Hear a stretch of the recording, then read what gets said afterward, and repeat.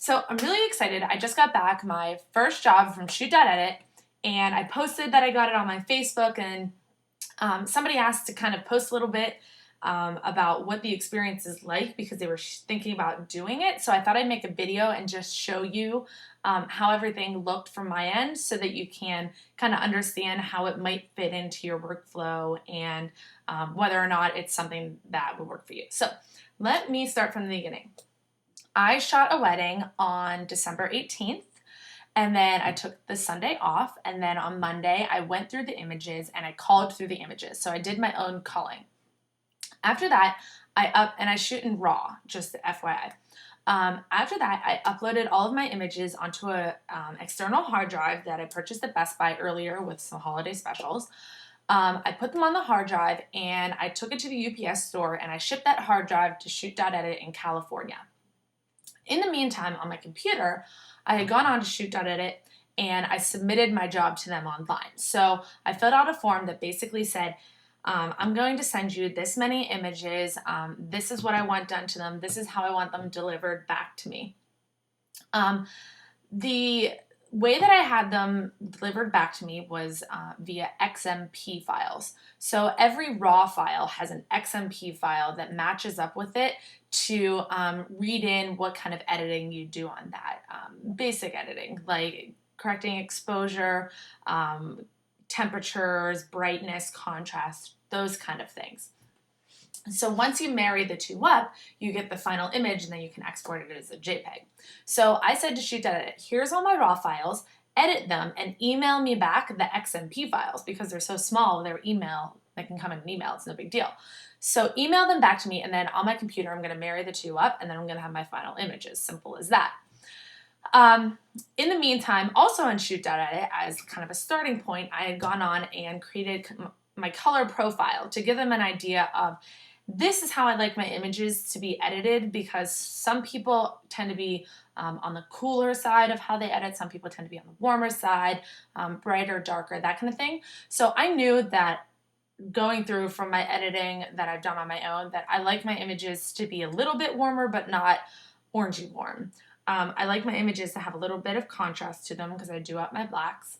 And I like my images to be a little bit brighter, but not like you can't tell what their face looks like, although I might look like that with my computer tonight. So I said to them, that's kind of my color profile. So take that and take my images and give me consistent skin tones with my clients and go through and edit my images based on my color profile. So I put them on my hard drive, I shipped it to them. They received my images on December 27th. Now that's a little bit later because there was the holiday time in it and it was my fault that I shipped it like the slowest possible shipping option. And it was going to California from Pittsburgh. But in the future, I'll send it a little bit quicker or I'll use their upload feature, which they also offer. Anyway, so they got on December 27th. I just got my images today, my XMP files. It's January 3rd. That's a matter of a week, including a holiday in between. So I'd say that's pretty good. In the meantime, what I did on my end, once I had sent them the images, is I did blog the wedding. So I went through and I pulled like my favorite 80 to 100 images, and I created my blog post from those images. So some of you may be asking, well, are you now going to be delivering images where on your blog they look like one thing, but what you actually deliver looks like something totally different? And the answer for me is no, because I don't really do anything too crazy to my images to begin with. So a lot of my blog images actually do come straight from Lightroom. There are some that I'll take into Photoshop to do like skin retouching, or I kind of tend to add a little bit of a pinky tone to some of them, but not all of them anyway. So in general, I like them color corrected to the same color profile, and those are the ones that I blog. So whenever I uploaded my ShootDotEdit ones, they mixed in like peanut butter and jelly, and it was no big deal. So let me walk you through the process of how it looked so that you can see once I got back my job from ShootDotEdit, like what happens. How do you do this stuff? Okay, let's get into it. So the first thing is that in my email, I got this email from ShootDotEdit, and it says, hey, we edited your job, and here it is at the bottom of the email. So like I said, they can send me an email with my XMP files. So I simply downloaded it and I unzipped it. That's the sound effects. Sweet. Okay, so I unzipped it and then I get a folder with all of these XMP files. So these are all of the edits that ShootDotEdit has done for me. All I need to do after that is go to the folder. Now I know where my folders are. There's a way to find it in Lightroom too if you're confused, but go to the folder where I have all my raw files. So you see here, this is from ShootDotEdit. These are my raw files. All I do is highlight and drag and drop those XMP files into the same folder. So it's moving all of them, it's marrying them all up. And now I have pairs. See? Raw file, XMP, raw file, XMP, raw file, XMP. So this is me, this is ShootDotEdit, me, ShootDotEdit. So in the meantime, I had loaded all of those raw files into Lightroom. So these are all my raw files from the wedding. All I have to do now is highlight all of my images in Lightroom from the wedding, right click and go to metadata and read metadata from files. You see them updating? Bam, bam. There they go.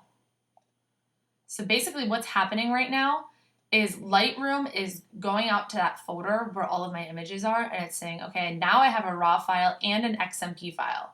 So I have a raw file and edits to match up with it. And those edits are what ShootDotEdit sent over to me. And it will go through and it will update all of my images for me. Okay, it's obviously getting ahead of me. You can see them changing. Maybe down here would be a good idea.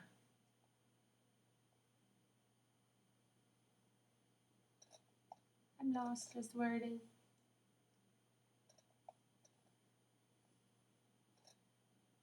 Okay. So basically, that's it. That was easy, right? So Lightroom is now reading through all of the ShootDotEdit files, and it's updating all of my images to match up with their edits. So all of the work is pretty much done. Now, okay, so some of you may be saying to yourselves, wow, that's cool, but I mean, I'm shooting to get good images straight out of my camera, so editing afterwards doesn't really take me a whole lot of time. True, yes, sometimes that could be the case. This is simply editing, exposure, recovery, fill light, blacks, brightness, contrast, clarity, vibrance. Those things for me can take me hours, which is nuts, right? Maybe I'm just easily distracted or something, but it really can take me hours, if not days for some people, to go through and simply color correct all of their images. And on top of that, these people from ShootDotEdit, they do a much better job than I do. There are some images where I looked at the edit that they provided and I said, okay, yeah, that was a lot better than I would have done that. Or they got the color temperature right, and I'm not sure I would have got that exactly as perfect as they did. So to me, it's totally worth it to have somebody else doing this kind of work for me, because in the meantime, over that holiday week, I went ahead and spent time with my family. I worked on some of my accounting stuff that I needed to. I submitted some print jobs that I needed to get done. And I created a lot of blog posts that I've been meaning to create. So to me, I had worked on my business stuff in this week while ShootDotEdit was doing the kind of work that somebody else can do for me. So I hope that kind of gives you an idea on where this leads. And now all I'm going to do is I'm going to export all of these images and I'm going to upload them to Pictage, because some of these were in my blog and some of them were not, and I cannot tell the difference between the two of them because my editing is nothing too extreme. So I hope that helps, and I hope that gives you a little bit of an idea to see if something like this might be right for you or not. For some people it's not, because they like to be really, really, really hands-on, a little bit more than I do. I'm willing to give it up a little bit. So, oh, hello. I shouldn't be doing that while I'm making this video. Yeah, so it's totally up to you on what works for you and what doesn't work for you. And that's it. And I just wanted to show you how everything goes. And hopefully you liked it. So yeah, check them out, shoot.edit.com. Okay, see ya.